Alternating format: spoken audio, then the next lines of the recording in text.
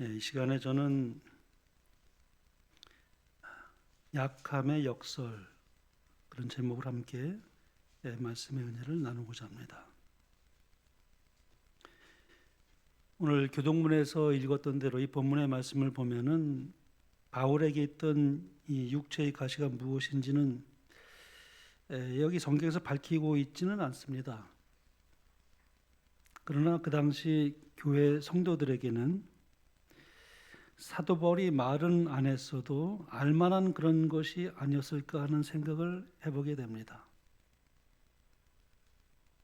갈라디아 교회에 보낸 서신을 우리가 읽어보면은 바울에게 있었던 이 육체의 가시가 무엇인지 대강 추측할 수 있는 그런 내용이 나옵니다. 자, 한번 읽어보겠습니다.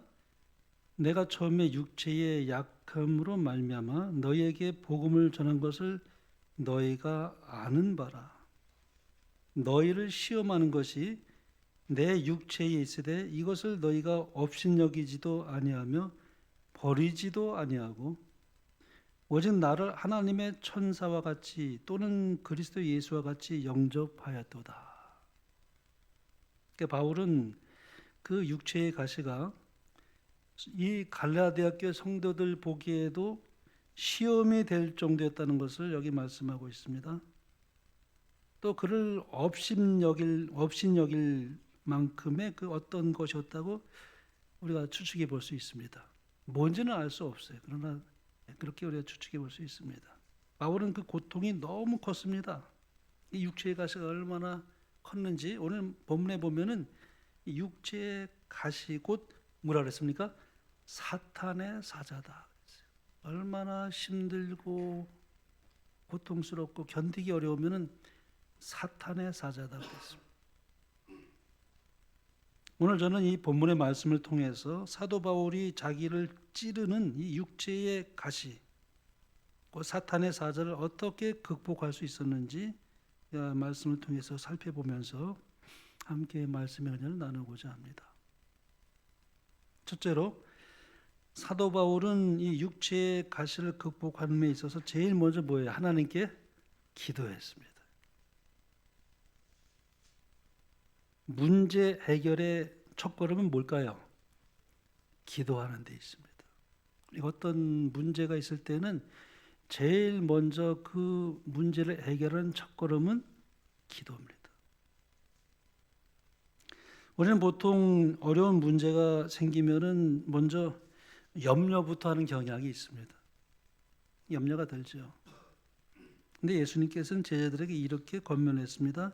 너희 중에 누가 염려함으로 그 키를 한 자나 더할 수 있느냐? 염려하라는 얘기입니까? 염려하지 말라는 얘기입니까? 염려하지 말라는 얘기. 염려한다고 그 키를 한 자나 더할 수 있겠느냐?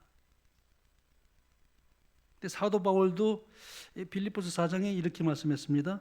아무것도 염려하지 말고 오직 모든 일에 기도와 간구로 너희 구할 것을 감사함으로 하나님께 아뢰라. 그리하면 모든 지각에 뛰어난 하나님의 평강이 그리스도 예수 안에서 너희 마음과 생각을 지키시리라. 하나님을 믿는 우리에게 사도 바울은 말하기를 아무것도 염려하지 말라. 너희 구할 것을 하나님께 아뢰라. 그러니까 모든 것이 그저의 기도의 제목이 될 뿐이라고 말합니다. 모든 문제가 우리에게 이르를 때 그것은 다 그냥 기도 제목에 불과하다. 사도 바울은 그렇게 여기 권면하고 있습니다. 시편에도 보면 하나님께서 우리에게 이렇게 말씀했습니다. 환난 날에 나를 부르라. 내가 너를 건지리니 내가 나를 영화롭게 하리로다. 그러니까 우리가 환난을 당할 때 우리가 해야 할 일이 무엇입니까? 하나님을 부르라고 말씀합니다. 하나님을 찾으라고 말씀합니다. 하나님께 기도하라고 말씀합니다. 그리하면 신실하신 우리 하나님께서 우리의 기도를 들으시고 반드시 우리를 환난 가운데서 구해 주실 것이다. 이렇게 시편 기자는 말씀하고 있습니다. 그리하여 우리에게 이르러 온 그 환난이 이제 변해서 하나님을 영화롭게 하는 축복이 되는 계기가 될 것이다. 그렇게 말씀하고 있습니다. 그러니까 우리가 기도할 때 하나님은 언제나 우리의 기도를 응답하시는데 우리가 이제 크게 두 가지 중에 한 가지 방법으로 하나님은 언제나 그렇게 기도 응답하십니다. 우리가 문제가 이르면 첫 번째 첫걸음이 뭐라고요? 기도하라. 근데 기도를 우리가 기도할 때 하나님이 두 가지 중에 한 가지 방법으로 언제나 그렇게 응답하셔요. 첫 번째는 뭐냐면은 우리가 기도하는 대로 하나님께서 우리의 소원을 그대로 들어주시는 경우가 있습니다. 기도하는 대로. 예를 들어서 우리 소경이 예수님께 나와 눈을 뜨게 해주기를 간구했습니다. 그때 예수님께서 그의 간구대로 이루어 주셨습니다. 소경의 눈을 뜨게 해주셨습니다. 보게 되었어요. 또 12회를 혈루증을 앓는 여인이 이제 예수님께 나왔죠. 그래서 병 낫기를 원하는 그런 심정으로 예수님이 옷자락에 손을 댔습니다.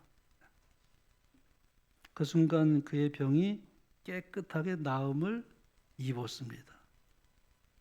이와 같이 우리가 바라는 것이, 기도하는 것이 하나님의 뜻에 합당할 때, 일치될 때 하나님은 우리가 원하는 그대로 이루어 주십니다. 그 다음에 두 번째는 뭐냐면 우리의 기도에 응답하시되 하나님의 뜻대로 응답하시는 경우가 있습니다. 오늘 우리가 읽은 사도 바울의 경우가 그러합니다. 바울은 자기 육체의 가시를 제거해달라고 하나님께 3번이나 간절히 기도했습니다. 그러나 바울에게 있는 육체의 가시는 없어지지 않았습니다. 3번이나 아주 간절히 기도했는데 육체의 가시가 제거되지 않았습니다. 그렇다고 해서 바울의 기도가 응답받지 못한 것은 결코 아니었단 말이에요. 기도한 대로 이루어지진 않았지만 그것이 하나님께 기도에 응답받은 경우예요. 우리도 그런 기도의 응답을 받을 때가 있습니다. 우리가 기도한 대로 되지는 않았지만은 기도의 응답을 하나님의 뜻대로 우리에게 응답하는 경우, 하나님께서 바울의 기도에 사실 응답했죠. 그는 육체의 약함으로 인해서 하나님의 능력을 더욱 의지하며 살 수 있었음으로 인해서 진정한 의미에서는 하나님께부터 사실 응답을 받은 것이었습니다. 그래서 이제 육체의 가시의 그 의미를 사도 바울이 깨닫습니다. 가시는 없어지지 않았지만 가시를 하나님께서 허락하시는 그 의미를 깨달았을 때 기도를 응답받은 것입니다. 바울은 하나님의 뜻대로 그 기도에 응답받은 것이었죠. 그러므로 가시로 인해서, 육체의 가시로 인해서 우리가 낙심하지 말 것은 우리가 하나님께 기도할 때 하나님은 우리에게 가장 좋은 것으로 응답해 주신다는 것입니다. 우리가 찬미, 이런 찬미가 있죠. 가사가 참 은혜로워요. 나의 갈 길 다가도록 예수 인도하시니 모든 시련 당할 때에 족한 은혜 주시네. 얼마나 참 은혜로운 찬미 가사인지 모르겠어요. 우리가 어려운 일을 당할 때도 하나님은 우리에게 뭐예요? 족한 은혜를 주신다. 여러분 그렇게 믿습니까? 오늘 이상욱 자는 그렇게 아멘 하도록 그렇게 했는데 아멘이 너무 약하네. 그렇게 믿습니까? 제가 옛날에 그 송월의교회 있을 때 전영관 목사님을 강사로 한 분 주말 부인을 모셨어요.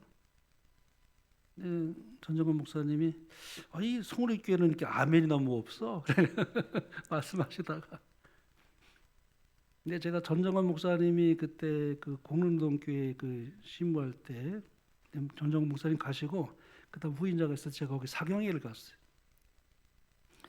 정말 그 교회를 어떤가 이제 제가 사경을 했는데 정말 아멘이 뜨거워요. 전정관 목사님 그렇게 교회를 만들고 가셨어요. 제가 사경회를 하는데 얼마나 아멘을 뜨겁게 하는지 몰라요. 우리 이상구 장로님 말씀대로 아멘이 없으면 아멘 있는 것보다 아멘이 있으면 진짜 힘이 나는 건 사실이에요. 근데 아멘이 없으면은 조금 좀 그럴 수 있어요. 그런 상관없지만은 그러나 아무튼 우리 수목원교회가 아멘이 참 크게 이렇게 화답하는 교회가 되길 간절히 바라겠습니다. 고맙습니다. 여기 두 번째, 사도 바울은 기도하는 가운데 큰 은혜를 받았습니다. 비록 육체의 가시가 제거되지는 않았지만 그러나 바울은 큰 은혜를 받아서 그 육체의 가시를 이겨내는 힘을 얻습니다. 우리는 오늘 본문을 통해서 육체의 가시가 우리에게 어떤 유익을 주는지 한번 세 가지로 생각해 볼 수가 있습니다. 첫 번째는 우리가 가시가 있기 때문에 하나님께 더 가까이 나갈 수 있다고 하는 사실이에요. 우리가 사람마다 다 육체의 가시가 틀려요. 사람마다 다 틀립니다. 근데 육체의 가시가 있어요. 사도 바울만 있는 게 아닙니다. 근데 육체의 가시를 우리에게 허락하셔요. 근데 그 육체의 가시가 있기 때문에 우리가 하나님께 더 가까이 나갈 수가 있어요. 사도 바울도 가시가 있었기 때문에 하나님께 간절한 마음으로 3번이나 간구했다고 말씀합니다. 가시가 있기 때문에 하나님께 더 가까이 나아가 하나님께 온전히 그 마음을 드리게 되는 그런 일을 하게 되죠. 그래서 우리가 이런 찬미 가사도 있죠. 하나님 의지 없어서 손들고 옵니다. 주 나를 떠나가시면 나 어디 가리까. 사람은 약할 때 절로 하나님께 가까이 나아가게 됩니다. 하나님 찾게 돼 있어요. 약할 때. 강할 때는 안 찾아요. 탕자가 그랬습니다. 탕자가 아버지로부터 그 유산을 받고 나갈 때는 당당하게 나갔어요. 아주 강한 것 같아. 근데 나가서 다 탕진하고 어떻게 됐어요? 아주 약할 때로 약해졌어요. 그때 아버지께로 돌아왔습니다. 사람이 그렇게 연약합니다. 우리에게도 자신만의 그 가시가 다 있습니다. 그것으로 인해서 우리가 약해질 때 그것은 우리가 오히려 하나님께로 더 가까이 나갈 수 있는 계기와 기회를 가지게 됩니다. 그러므로 그 육체의 가시는 축복이에요. 하나님께서 우리를 가까이 부르시기 위해서 우리에게 때로는 육체의 가시를 허락할 때가 있습니다. 물론 그것이 있으면 참 아주 고통스럽고 아프고 좀 괴롭지만은 그러나 하나님께서 우리의 삶에 있어서 때로는 육체의 가시를 허락하셔요. 두 번째, 가시는 우리를 아주 겸손하게 만듭니다. 오늘 7절에 이렇게 말씀하죠. 여러 계시를 받은 것이 지극히 크므로 너무 자고하지 않게 하시려고 내 육체의 가시 곧 사탄의 사자를 주셨으니 이는 나를 쳐서 너무 자고하지 않게 하려 하심이니라. 하나님이 참 우리가 그런 마음을 갖지 않기를 바라는 것이 뭐냐면 교만이에요. 교만. 하나님은 우리가 그런 마음을 갖지 않기를 참으로 바라십니다. 하나님 언제나 교만한 자를 대적한다고 그렇게 성경에 말씀합니다. 그러나 하나님은 겸손한 사람에게는 은혜를 베푸신다 그렇게 말씀합니다. 우리 다 육체의 가시가 있지 않습니까? 그것은 하나님께서 우리를 낮추셔서 더 귀하게 쓰시기 위해서 그 육체의 가시를 허락하신다는 것입니다. 하나님께서 우리를 그렇게 그만큼 사랑하신다는 얘기죠. 하나님 우리에게 축복하시기 위해서는 이게 낮아져야 돼요. 높아지려고 하면 하나님 복을 주실 수가 없다는 것입니다. 근데 가시 때문에 내가 낮아져요. 세 번째, 우리가 육체의 가시로 약해졌을 때 하나님의 능력이 우리를 통해서 더욱더 온전하게 나타난다고 하는 사실이에요. 여기 9절에 보면은 내게 이르시기를 내 은혜가 내게 족하도다. 이는 내 능력이 약한 데서 온전하여짐이라 하신지라. 예를 들어서 이 토기장이가 이제 토기를 이렇게 빚을 때를 생각해 볼 수가 있는데요.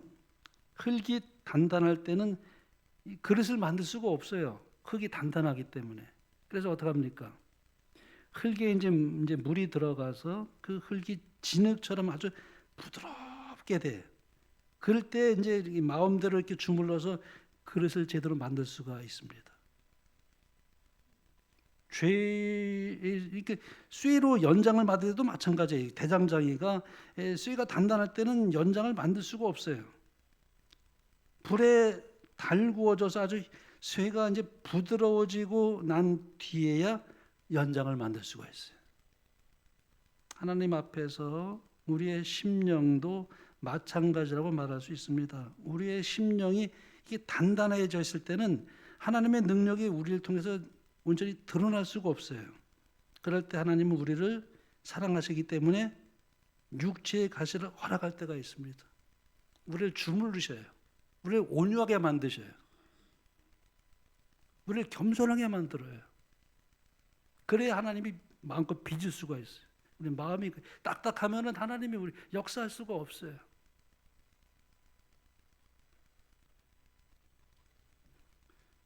우리를 찌릅니다. 때로는 우리의 마음을 찌르어요. 성령께서. 그래서 온유한 심령으로, 애통하는 심령으로 부드럽게 만들어 주십니다. 그건 축복이에요. 그러고 난 뒤에 우리를 통해서 하나님의 능력이 온전하게 나타나게 된다는 것입니다. 우리가 육체의 가시로 인해서 연약해졌다면 그 육체의 가시는 참으로 유익이 있는 것입니다. 하나님께 더 가까이 나갈 수가 있게 되는 것이죠. 겸손해져서 더 큰 은혜를 받을 수 있게 되는 것입니다. 그리고 우리를 통해서 하나님의 능력이 더 역사되는 것입니다. 온전히 드러나게 되는 것입니다.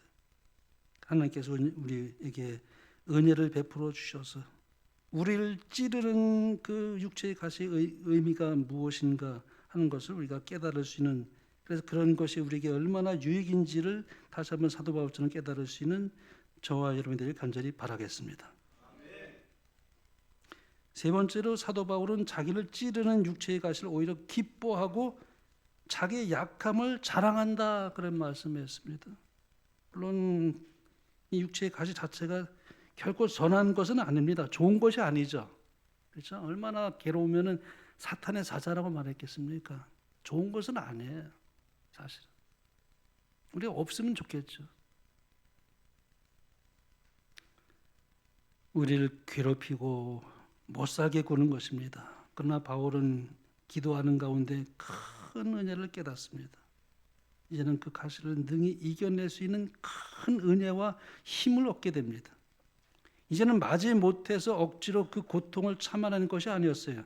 가시가 주는 유익을 생각하면서 오히려 그 가시로 인해서 기뻐하고 그 가시를 허락하신 하나님께 감사를 드리고 자기의 약함을 오히려 자랑하게 됩니다.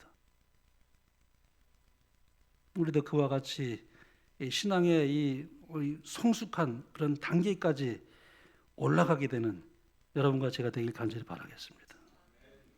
바닷가에서 이 조개 두 마리가 서로 대화를 나누고 있었어요. 한 조개가 옆에 있는 조개에게 얼굴을 찡그리면서 자기의 있는 그 아픔을 호소했습니다. 아마도 내 몸속에 가시가 있는 것 같아. 이 가시가 나를 찔러서 견딜 수가 없어. 너무 아파. 그래서 다른 조개가 뽐내듯이 이렇게 말했어요. 하늘과 바다에 찬미 있으리. 나는 하나님의 은혜로, 하나님의 축복으로 이렇게 너무나 건강해. 나는 아무런 이상이 없어. 곁을 지나가던 또 한 동료 그 조개가 그들의 대화를 엿듣고 이제 말했습니다. 이제 정말 아파서 호소하는 조개에게 다가서 아주 위로의 말을 주었어요. 내가 아픔을 느끼고 있는 것은 너의 몸속에 진주라고 하는 보석을 품고 있기 때문이야. 진주가 어떻게 만드는지 잘 아시지 않습니까? 이 부드러운 조개살 속에 이 깔깔한 모래 아래 이제 하나 박힌 거예요. 이 조개가 얼마나 고통스럽겠습니까? 육체의 가시예요. 이 조개는 고통 속에서 그것을 이겨내기 위해서 아주 그냥 계속 그냥 생명의 즙을 짜내고 계속 짜냅니다. 하루, 이틀, 한 달, 두 달, 1년, 2년 계속해서 잠시도 쉬지 않고 계속 생명의 즙을 짜내서 그 깔깔한 모래를 감싸고 또 감싸요. 그렇게 만들어지는 것이 진주입니다. 아름다운 영롱한 진주가 여기서 나옵니다. 여러분, 우리가 가시가 얼마나 아픈가요? 우리를 찌릅니다. 그것을 진주로 만들어 가고 있는 과정이라고 생각해 되길 간절히 바랍니다. 축복으로 화할 것입니다. 우리는 엄청나게 값진 진주를 그림으로 품고 있는 것입니다. 그 값진 진주는 뭐예요? 예수 그리스도를 표상합니다. 사도 바울에게도 가시가 있었는데 왜 우리에게 가시가 없겠습니까? 아무리 건강한 사람이라도 가시가 있어요. 아무리 머리 좋은 사람이라도 가시가 있습니다. 아무리 사업이 잘 되는 사람일지라도 가시가 있습니다. 아무리 대인 관계가 좋은 사람이라도 때로는 가시와 같은 존재를 만나기도 합니다. 가시는 하늘에 갈 때까지 떠나지 않습니다. 그건 우리를 훈련시키는 하나님의 대리자예요. 그러나 가시로 인해서 너무 마음 아파하지 않게 되길 간절히 바랍니다. 그 가시는 하나님의 선하신 뜻 가운데서 우리에게 허락된 것이기 때문에 그래서 우리는 낙심하지 않아요. 또 쉽게 좌절하지 않습니다. 하나님께 매달려 기도해야 할 것입니다. 그리고 족한 은혜를 받게 될 것입니다. 그래서 우리가 그런 은혜를 받을 때 우리는 가시를 이겨낼 수 있는 힘을 또한 주님께로도 받게 됩니다. 그것이 가시가 우리에게 주는 유익을 깨달을 수 있기 때문에 그렇습니다. 그리고 거기서 한 걸음 더 나아가서 이제는 하나님의 선하신 뜻을 생각하면서 오히려 그 가시를 기뻐하며 우리의 약함을 도려 자랑할 수 있는 단계까지 올라가게 된다는 것입니다. 하나님께서 언젠가 그 가시를 제해 주시고 나를 통해서 하나님의 능력이 온전히 드러나려는 그런 믿음을 가지고 우리도 바울처럼 우리의 상처를 오히려 영광으로 우리의 약함을 강함으로 바꿔 나가시게 되는 여러분과 제가 간절히 바라겠습니다. 그래서 우리는 약함의 미학, 약함의 역설을 노래합니다. 약함은 불행이 아니라 오히려 하나님의 신비스러운 은혜가 될 수 있다고 그렇게 노래하고 있습니다. 우리를 낮추시는 그러면서 역설적인 그 은혜를 사도 바울은 오늘 본문에서 강조하고 있습니다. 하나님은 우리가 교만이라는 위험에 빠지는 것을 제동하시고 결정적인 약점을 우리가 허락하실 때는 그것이야말로 하나님의 목적하시는 그 고상한 그런 문제를 해결하는 하나님의 방편으로 은혜가 되게 하신 하나님의 섭리가 있다는 것입니다. 그 약점 때문에 더 하나님의 은혜를 발견하게 됩니다. 그래서 그거는 거룩한 약점이에요. 거룩한 약점. 또한 자신의 약함 때문에 기도한다면 그것은 은혜입니다. 약함 덕분에 하나님을 의지하게 되었으니 그 얼마나 큰 축복입니까? 캐나다의 그 로키 산막의 해발 3,000m 높이에 수목 안개선 지대가 있다고 해요. 이 지대에 있는 나무들은 아주 혹한의 눈보라와 매서운 찬바람으로 곧게 자라질 못한다고 그래요. 그래서 무릎 꿇고 있는 모습으로 자란다고 그래요. 그 나무가. 그런데 가장 공명이 아주 잘 되는 최고의 명품 바이올린은 바로 이 무릎 꿇고 있는 나무에서 만들어진다고 그래요. 인생의 시련과 고통, 약함이 무릎 꿇은 영성을 오히려 제공한 것입니다.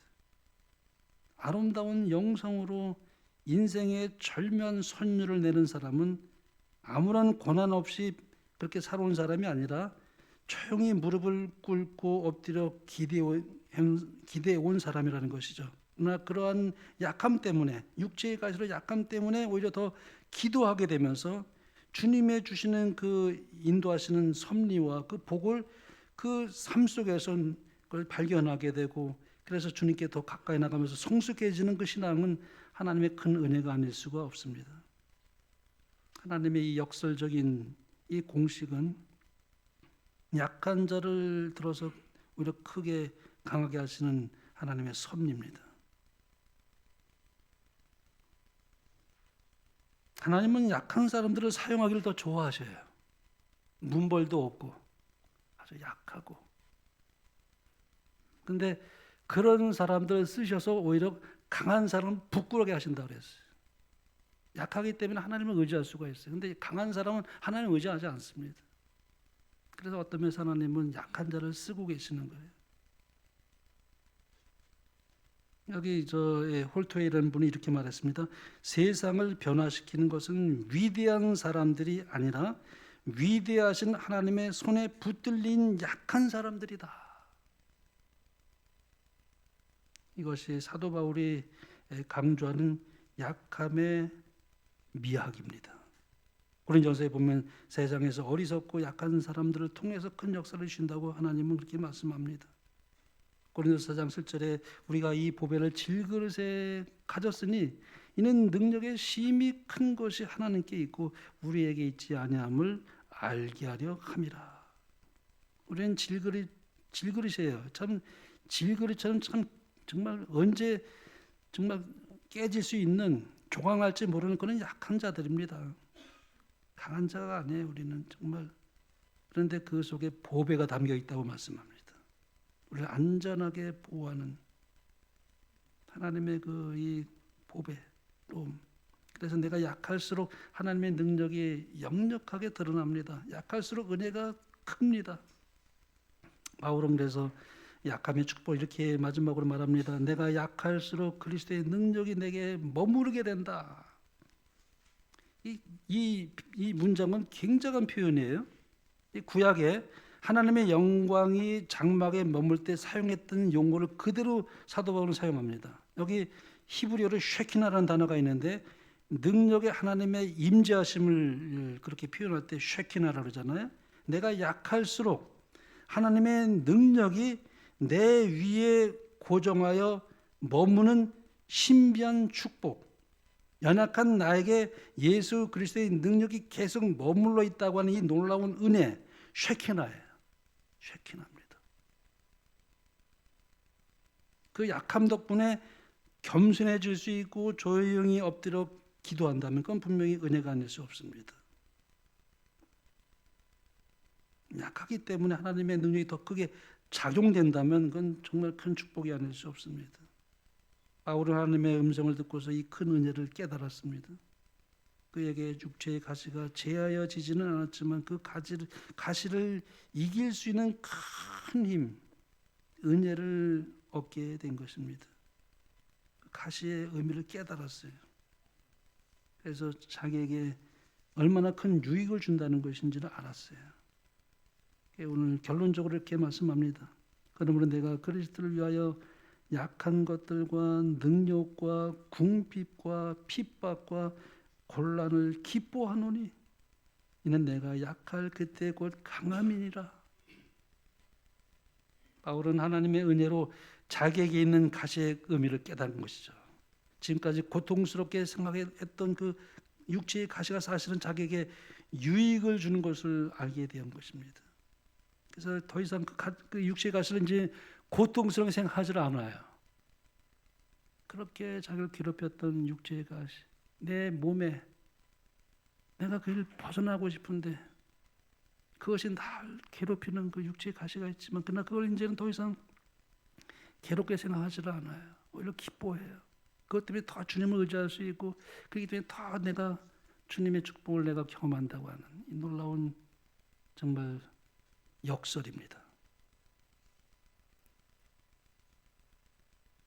약할 때 오히려 그리스도의 능력이 자기를 통해서 더욱더 온전하게 나타난다는 사실을 깨달은 거죠. 말하자면 바울은 믿음으로 상처를 영광으로 바꿨어요. 믿음으로 자기의 약함을 강함으로 바꿨어요. 참으로 위대한 사도 바울의 모습이 아닐 수 없습니다. 사람은 누구나 가시가 있습니다. 근데 가시로 인해서 약해졌을 때 어떠한 마음을 가지고 하나님께 나가느냐가 참 중요합니다. 우리도 사도 바울처럼 믿음으로 우리의 약함을 강함으로, 우리의 상처를 영광으로 바꾸시게 되는 여러분과 제가 되길 바라며 말씀을 마치겠습니다.